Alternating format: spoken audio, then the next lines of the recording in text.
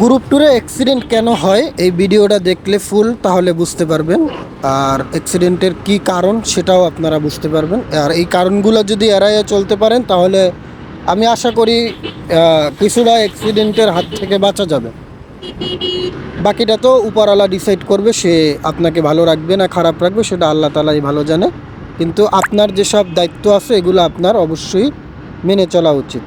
যেমন গ্রুপ ট্যুরে যে সামনের থেকে যে রোড ডিরেকশন দিবে তার ডিরেকশনের বাইরে যাওয়া ঠিক না। 1/1 রোড হইলে অবশ্যই আপনার সিরিয়াল মেনটেন করে চলা উচিত। আর অনওয়ে রোড যদি হয় সেক্ষেত্রে আপনি সিরিয়াল মেনটেন ছাড়াও গাড়ি চালাইতে পারেন, এটা কোনো সমস্যা নাই। কিন্তু 1/1 রোডে অবশ্যই আপনি সিরিয়াল মেনটেন করে গাড়ি চালাবেন, তবে আপনার অ্যাক্সিডেন্টের সংখ্যা অনেকটা কমে আসবে। সামনের বাইক যদি ভুল করে তো সামনের বাইকের সাথে আপনি এতটুকু গ্যাপ রাখবেন যে উনি যদি ভুল কোনো করেও যাতে আপনি ব্রেক করে নিজে কন্ট্রোল করতে পারেন। ফার্স্ট হচ্ছে এই SF গাড়িটা আমারে ওভারটেক করলো, এটাই ছিল হচ্ছে এমদাদ ভাই। দেন হচ্ছে আরও 2টা বাইক আমাকে ওভারটেক করবে এবং ওনারা মোটামুটি এই কথা ছিল না এটা যে কেউ কেউরে ওভারটেক করবে 1/1 রোডে, কারণ হচ্ছে আমরা সিঙ্গেল একজনের পিছনে একজনে যাওয়ার কথা।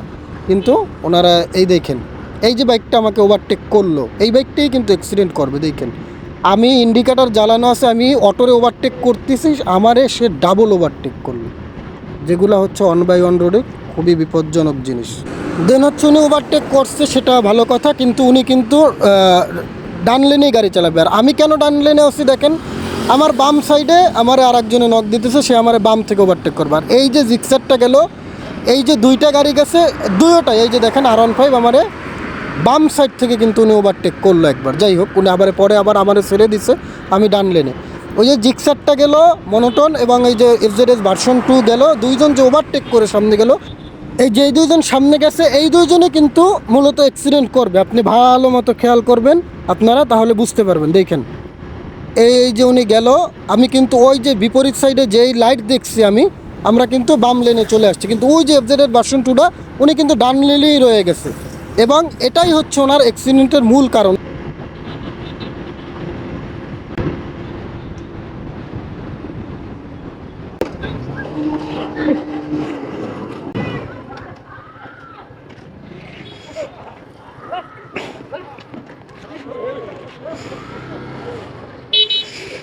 ইন্না লিল্লাহি ওয়া ইন্না ইলাইহি রাজিউন।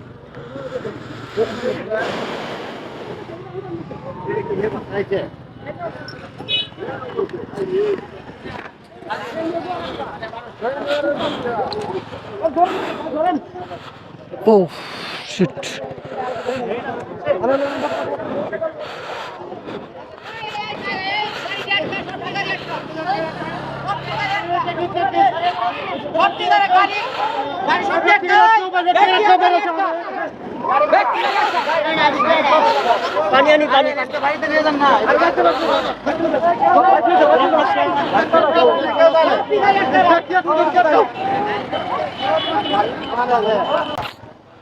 কি একটা অবস্থা হয়ে গেল বুঝতে পারলাম না কিছু, চোখের পলকে।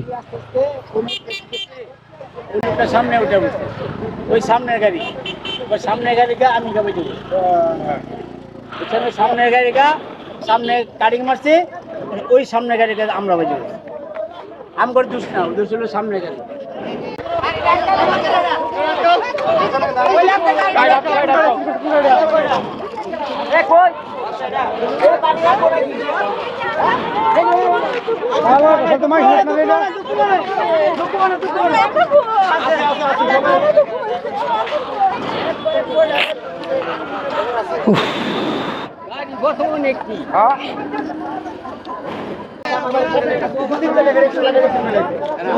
বাড়ি কোন জায়গা? আমার আমার হচ্ছে বালুকা। বালুকা বালুকা বালুকা থেকে আইছেন কি এইভাবে গাড়ি টানার লাগে? আপনি আমাগরে দোষ দিচ্ছেন কেন? আমরা তো দুধ দিব কারে? কারে দুধ দিব? আমরা তো মানুষই কইতাছে একসাথে কি একবার 8-7 একবার রুট আমরা বাপ করে 50-60 টাকা কি একবারে আপডাউন রাস্তা আছে।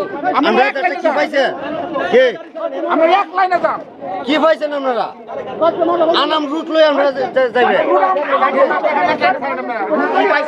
রুটটা কি আমরা কাউরে তুইছে যে ব্যাক রুট আমরা লাগবো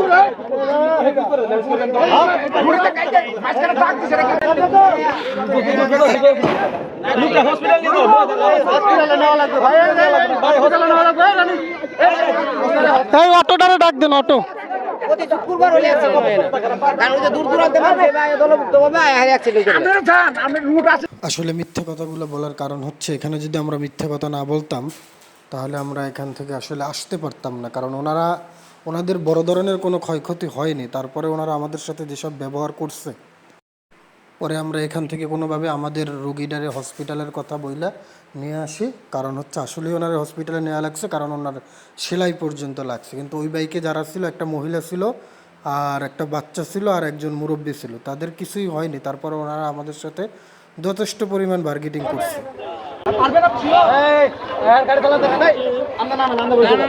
আমার কথাটা বলেন ভাই আমার কথা বলেন ভাই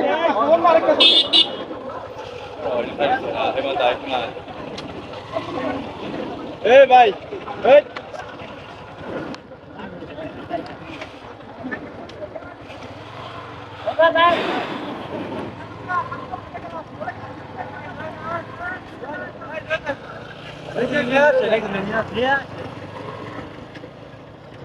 আসলে পরিস্থিতি এতটাই খারাপ ছিল যে আমরা ওখান থেকে যদি না সরতাম তাহলে আমরা মানে মাইর খাওয়ার পরিস্থিতি সৃষ্টি হয়েছিল ওখানে।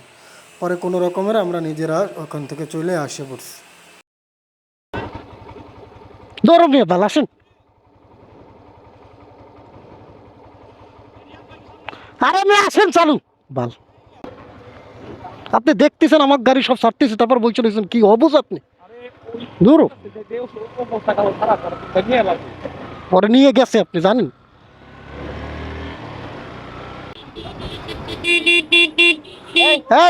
বাড়াও সবাই বাড়াও গাড়ি বাড়াও গাড়ি বাড়াও